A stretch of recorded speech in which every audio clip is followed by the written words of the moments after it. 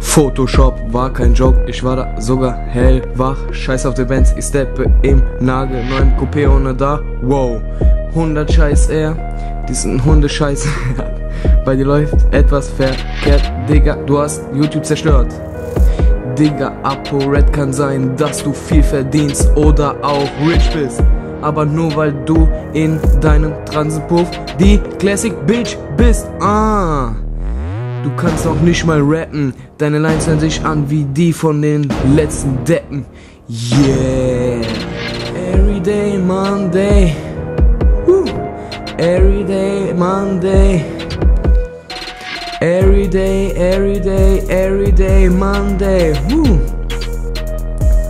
Du denkst, du wärst ein präziser Scharfschütze, doch wir treffen deine künstliche Zahnlücke.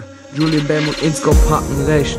Du bist nicht breit gebaut und zupfst dir deine Augenbrauen. Digga, sogar meine zweijährige Cousine würde dir auf die Fresse hauen. Du ballerst deine Lines, ich trage meine Shines. Digga, rappen ist wohl nicht so deins. Hab ich recht, du bist sowas von schlecht und nicht echt. Das einzigste, was an dir echt ist, dass du fett bist.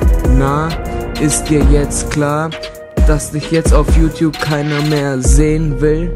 Digga, dich und deine Rhymes pack ich locker auf den Grill. Everyday Monday, Everyday Monday, Everyday Monday. So langsam kommen wir zum Endspurt.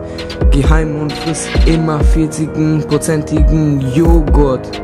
Lösch deinen Kanal oder unsere Kollegen nehmen dich anal. Der Jamata Pascal. Digga, du likest kein Lambo, weil du auf Star machst.